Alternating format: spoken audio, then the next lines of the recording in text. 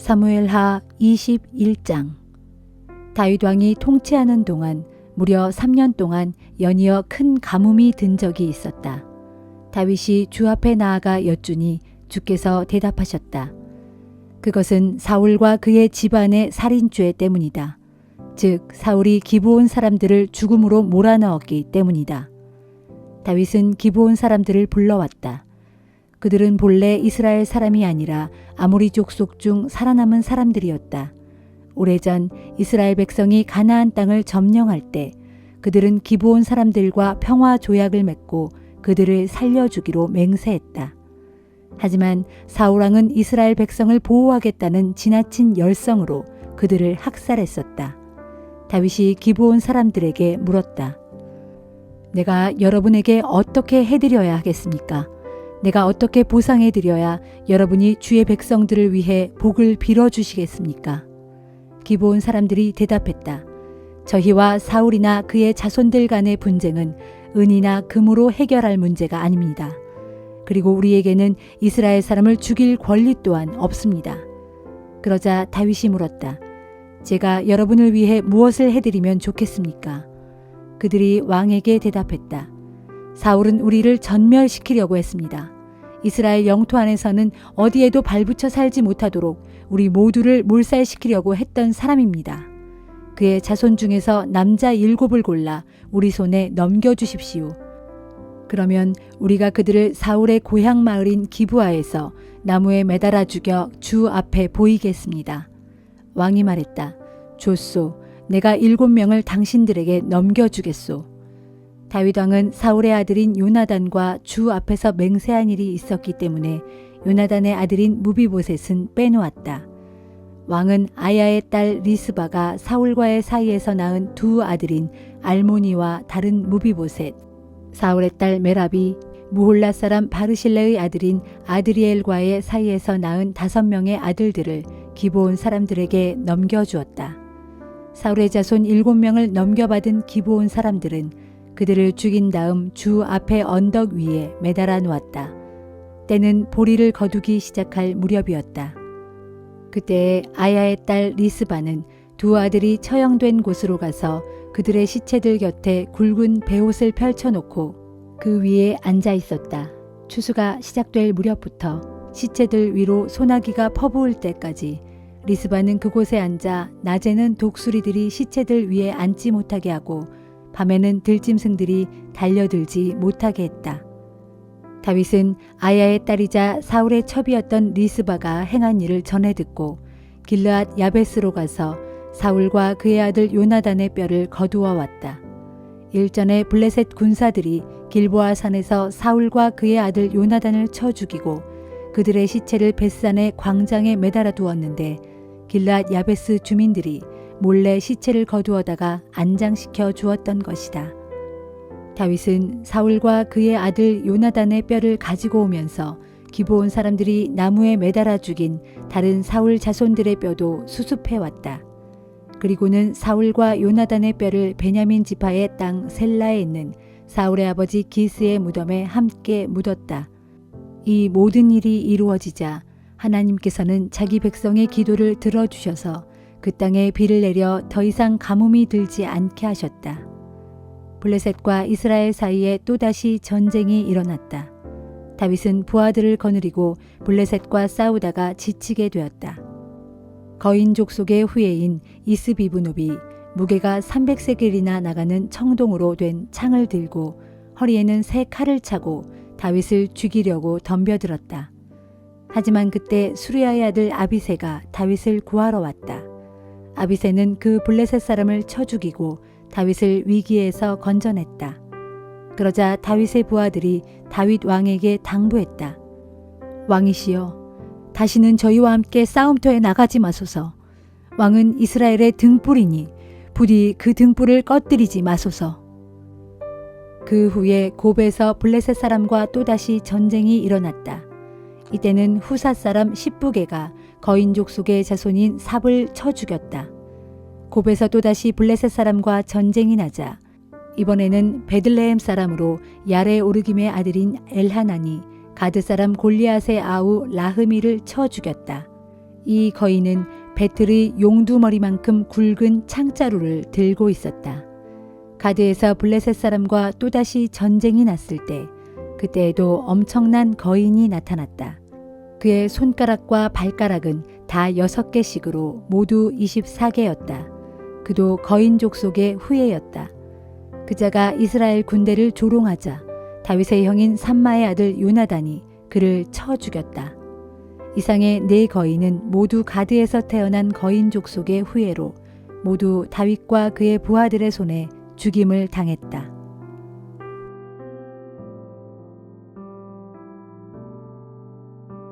갈라디아서 1장. 나 바울이 사도가 된 것은 사람에 의해서가 아니라 예수 그리스도 및 그분을 죽은 자들 가운데서 살리신 하나님 아버지에 의해서입니다. 그렇게 사도된 나 바울은 여기 나와 함께 있는 모든 형제들과 더불어 갈라디아 지역의 여러 교회들에게 이 편지를 씁니다. 우리 하나님 아버지와 주 예수 그리스도의 은혜와 평강이 여러분과 함께하기를 빕니다. 예수 그리스도께서는 아버지 하나님의 기쁘신 뜻에 따라 우리 죄를 대신하여 십자가에 못 박혀 죽으심으로써 이 악한 세상에서 우리를 구원해 주셨습니다. 하나님께서 영원토록 영광 받으시기를 빕니다. 아멘. 여러분이 그리스도의 은혜로 여러분을 부르신 분을 그렇게도 빨리 저버리고 다른 종류의 복음에 마음을 기울이는 것을 보고 나는 놀라지 않을 수 없습니다. 여러분이 좇는 그것은 결코 복음이라고 할 수 없는 것입니다. 그것은 단지 여러분을 혼동 속으로 몰아넣어 그리스도의 복음을 왜곡시키려고 하는 몇몇 사람들의 간교한 수작에 불과합니다. 그러니 꼭 명심할 것은 우리는 물론이고 비록 하늘에서 내려온 천사라 할지라도 우리가 여러분에게 전한 복음 이외에 다른 복음을 전한다면 그 자는 영원히 저주를 받아야 마땅합니다. 이미 말했지만 다시 한번 말합니다. 누구든지 여러분이 이미 받아들인 복음과 다른 것을 여러분에게 전한다면 그는 영원히 저주를 받을 것입니다. 지금 내가 사람들의 마음을 기쁘게 하려고 애쓰는 사람입니까? 아니면 하나님을 기쁘시게 해드리려고 애쓰고 있습니까? 내가 언제 사람들의 환심을 사려고 애쓴 적이 있습니까? 만일 내가 아직도 사람들의 환심을 사려고 애쓰고 있다면 정녕 나는 그리스도의 종이라고 할 수 없습니다. 형제들이여, 여러분이 꼭 알아야 할 것은 이것입니다. 곧 내가 전한 복음은 절대로 사람에게서 비롯된 것이 아니라는 사실입니다. 그 복음은 내가 사람에게서 받은 것이 아닙니다. 그렇다고 누구에게서 가르침을 받은 것도 아닙니다. 오직 예수 그리스도께서 나에게 직접 계시해 주신 것입니다. 이전에 내가 유대교를 따르던 때 나의 행위가 어떠했는지 여러분은 모두 잘 아실 것입니다. 그때 나는 인정사정 없이 하나님의 교회를 박해하였고 아예 믿는 자들을 모조리 없애버리려고 했었습니다. 당시에 나는 내 나이 또래의 동족 가운데 가장 앞서 나가는 철저한 유대교도였습니다. 그래서 나는 우리 조상들의 전통을 지키는 일에도 누구보다도 지극한 열성을 바쳤습니다. 하지만 내가 세상에 태어나기도 전에 곧 어머니의 태에 있을 때부터 이미 나를 택하여 세우시고 마침내 은혜로 나를 부르신 하나님께서는 그 아들 예수 그리스도를 이방 사람들에게 전하게 하시려고 그 아들을 내게 나타내 보이셨습니다. 그런 체험을 했을 때 나는 어느 누구와도 의논하지 않았고 또 나보다 먼저 사도가 된 사람들을 만나려고 예루살렘으로 올라가지도 않았습니다. 그때 나는 곧장 아라비아로 갔다가 그 후에 다시 다메섹으로 되돌아왔습니다. 그로부터 3년 후 나는 베드로를 만나려고 예루살렘으로 올라갔고 거기서 베드로와 함께 보름 동안을 지냈습니다. 그때에도 나는 우리 주 예수님의 동생인 야고보 외에는 다른 사도들을 아무도 만나지 않았습니다.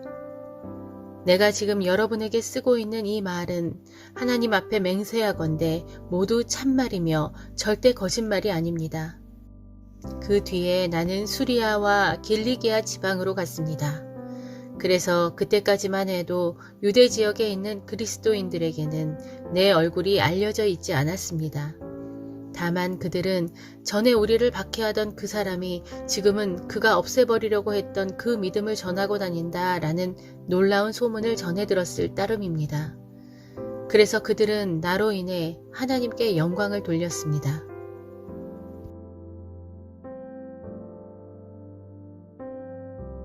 에스겔 28장. 주의 말씀이 내게 또 내렸다. 너 사람아, 너는 두로 왕에게 전하여라. 이르기를 주 하나님께서 말씀하신다. 너는 내 마음이 한없이 교만해져서 스스로 말하기를 나는 신이다. 내가 하나님의 보좌 곧 바다 중심에 앉았다 하는구나. 그러나 내가 마음속으로 스스로를 신인 양 여기고 우쭐대지만 어디까지나 너는 사람일 뿐이고 신이 아니다. 너는 내 스스로를 다니엘보다 더 지혜롭다고 여기고 세상의 어떤 비밀스러운 것들이라도 다 깨달을 수 있다고 우쭐댄다. 너는 또 내 지혜와 분별력으로 많은 재물을 얻어 내 모든 창고에 금은 보화를 가득 쌓아놓았다고 우쭐댄다. 너는 또 너의 탁월한 지혜로 무역을 하여 많은 재물을 늘렸다고 우쭐대면서 그 많은 재물로 인하여 내 마음이 아주 교만해졌다.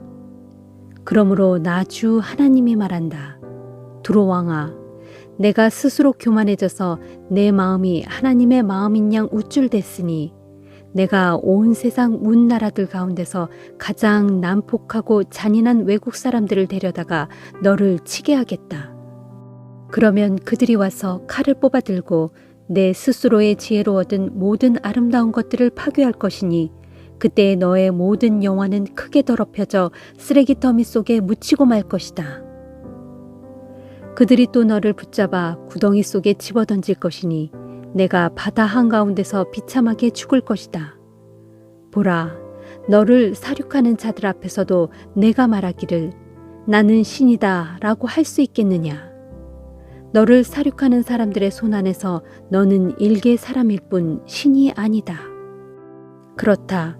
심판의 날에 너는 외국 사람들의 손에 붙잡혀 죽게 될 것인데 할례 받지 않은 사람의 죽음같이 아주 수치스럽게 죽을 것이다. 내가 말하였으니 반드시 그대로 이루어질 것이다. 이는 나 주 하나님의 말이다 하여라. 주의 말씀이 내게 또 내렸다. 너 사람아, 두로 왕을 위해 애가를 지어 부르라. 이르기를 주 하나님이 말한다.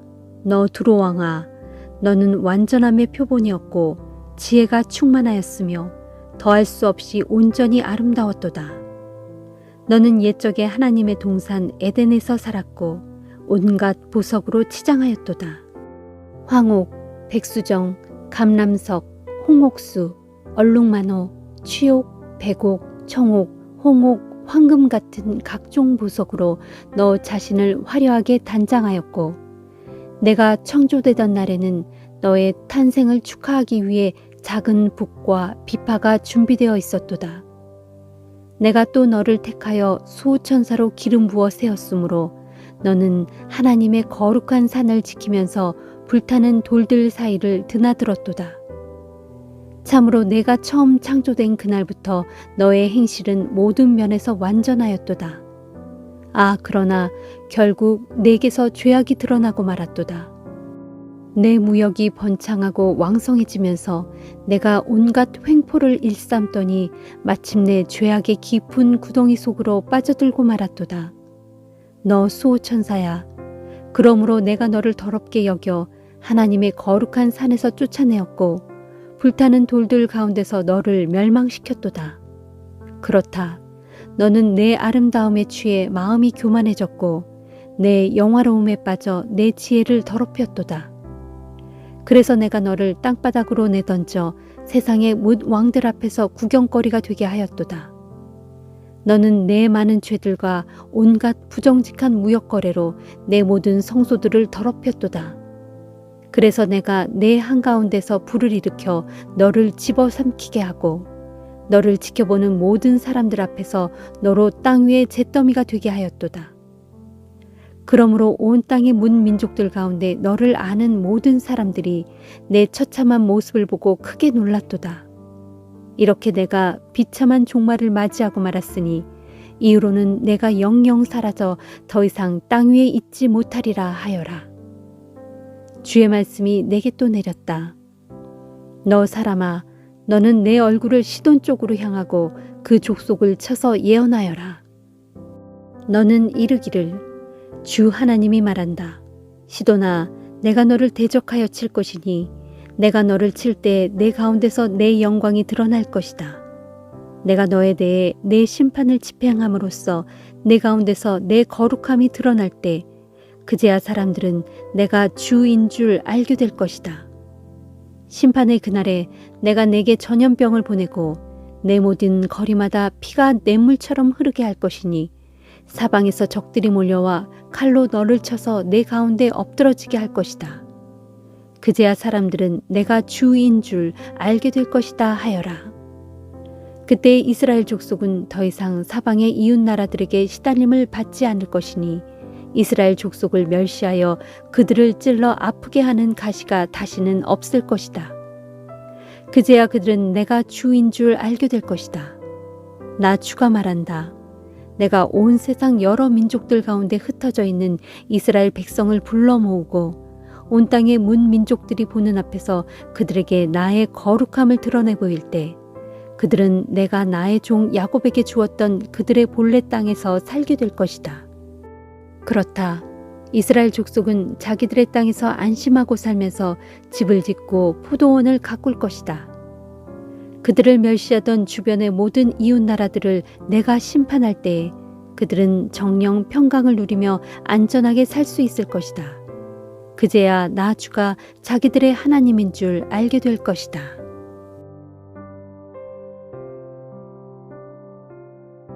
시편 77편. 내가 크게 소리쳐 하나님께 도움을 청합니다. 부르짖는 나의 소리를 들으시고 나에게 귀를 기울여 주소서. 내가 고통을 가눌 길 없을 때 주님을 찾았습니다. 밤새도록 두 손을 치켜들고 주께 기도했지만 나의 상한 마음은 위로받을 길이 없었습니다.